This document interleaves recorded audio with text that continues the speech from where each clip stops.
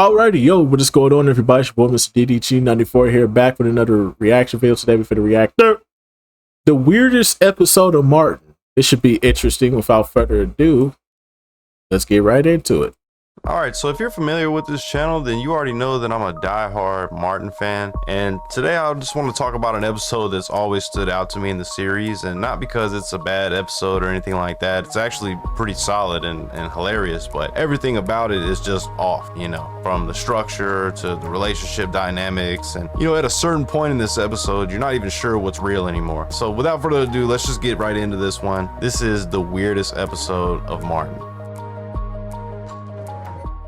Season 2, episode 24, Crunchy Draws. Now, first off, this title is already just hilarious, but let's just talk about the episode, because it opens up and right away Martin's in his apartment with his robe on, and there's candles lit everywhere, the lights low, all that kind of jazz. You know, it's this whole romantic setup, and he's talking to somebody at the door, and that person walks through the door, and it ends up being Pam of all people. And, you know, you just kind of assume that it was going to be Gina, but then it's just like this jump scare of Pam, and Martin wakes up screaming, and then they immediately cut into the intro. And when we come back, he's sitting there in bed with Gina and trying to explain kind of what he's freaking out about. But right as he goes to tell her, he stops and realizes that he can't tell her. He doesn't want to tell her the truth. He dances around it and kind of, because you know he'll get beat upside his head for thinking about Pam. You know that ain't a good idea.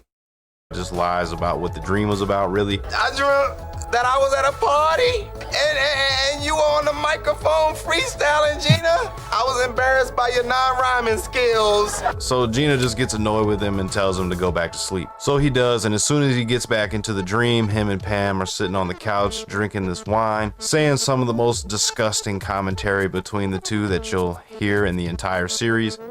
Your sticky knots, sticky. They turning me on.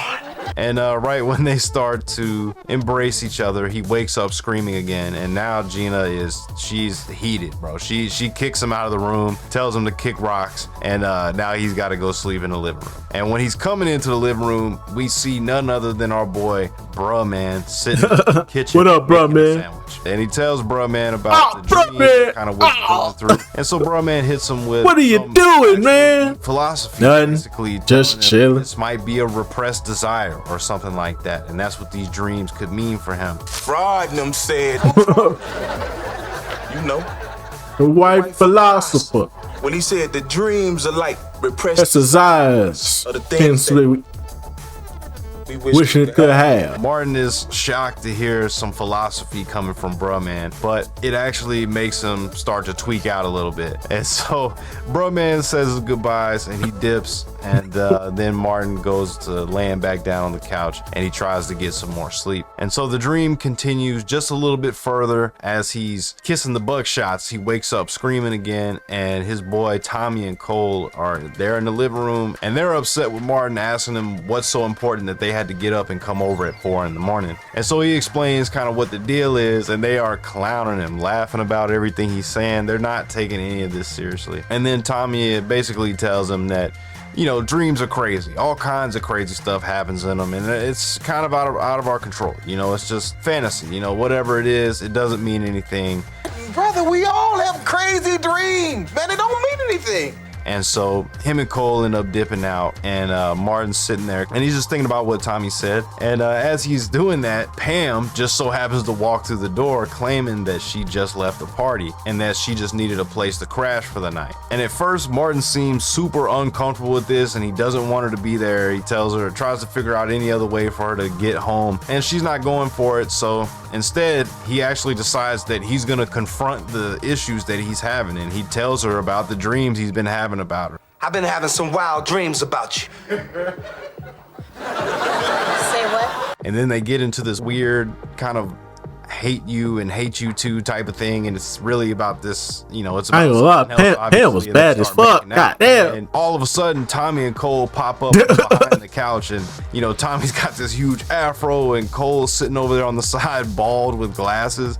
And that's when it hits you that everything you just saw was a dream. This episode is stacking dreams on top of dreams on top of dreams. It's like Martinception in here. And this makes you question the entirety of the episode. I mean, this what even is real inside of this.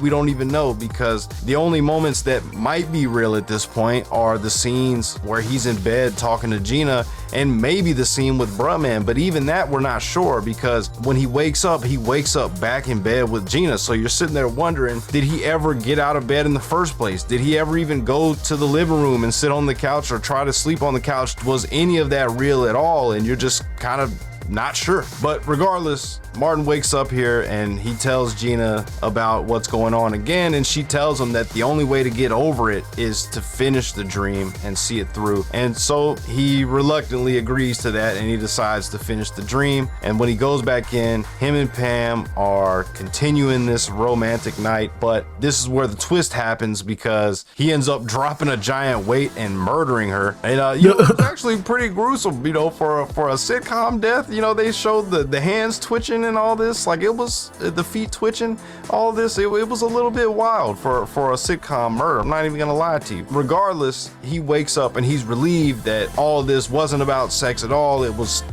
he's vindicated in his feelings that he actually does hate her, and his fantasy is murdering her. So I guess that's something. But there's a extra twist here where they show Pam across town having the exact same dream, but instead in hers, she ends up killing Martin. So you kind of realize like they're both having the same nightmare about each other. But again, like I said, you're kind of left wondering if any of this episode was real. Like, was the whole thing just a dream? And to throw the cherry on top of how weird this episode is, they put an Otis skit at the end. Like, oh yeah, this is like really, really weird, because these type of skits, when they do happen, they don't always happen, but when they do happen, they're usually at the beginning of the episode, right before the intro. Correct? Yeah, I think they did this because the way how the episode started off.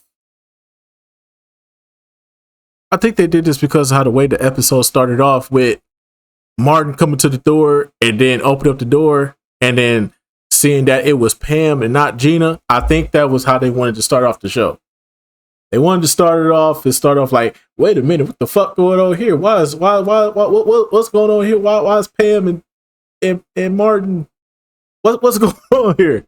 And then it cut. I think that's how they wanted to start the show off. I feel like they could have filled it more. I feel like they could have filled this episode up a little bit more. I think you could have said, what I really think? I think this sketch was in the first season and they forgot about it, so they just wanted to throw it on an episode. That's what I think. I think this skit is from a first season, but they didn't use it in the first season.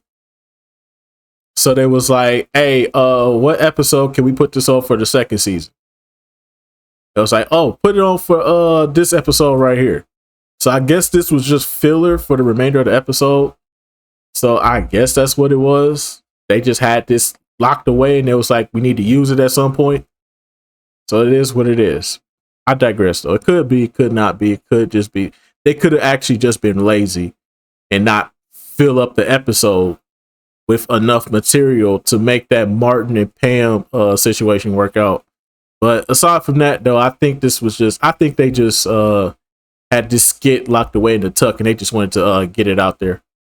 If anybody knows this, correct me if I'm wrong. I looked around, I was checking a bunch of episodes. I didn't check them all, but I couldn't find a single other episode where they put the skit at the end, after. And so, like I said, they're just throwing the cherry on top of extra weirdness to this episode structurally. And all in all, I think that's why this is just the weirdest episode to me.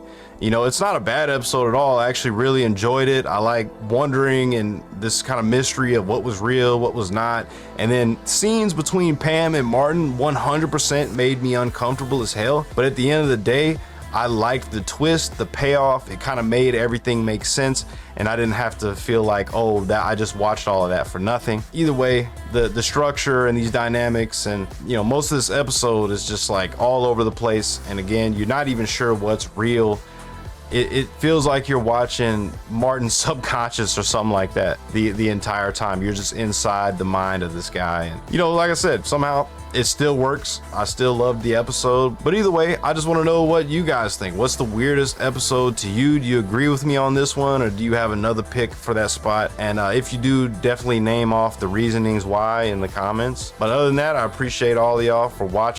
I think the weirdest episode, probably still to this day,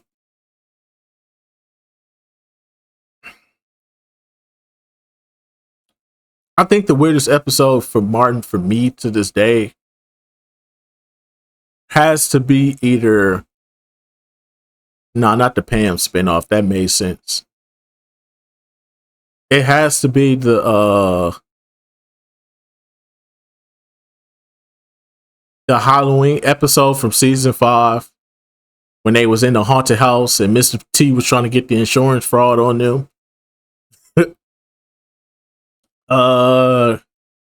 What's another weird episode? The one with Pam, twin cousin. How you gonna have a twin cousin? Make it make sense. How you gonna have a twin cousin? That episode didn't make no sense. That was a bullshit episode right there. I ain't gonna hold you. That was a bullshit episode. But I digress though. But anyway, so. And sticking with me, and all the love is 100% appreciated. Alrighty. Let's just go about do it for this one, most definitely.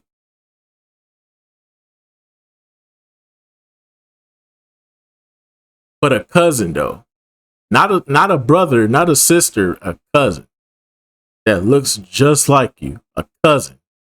Hell no.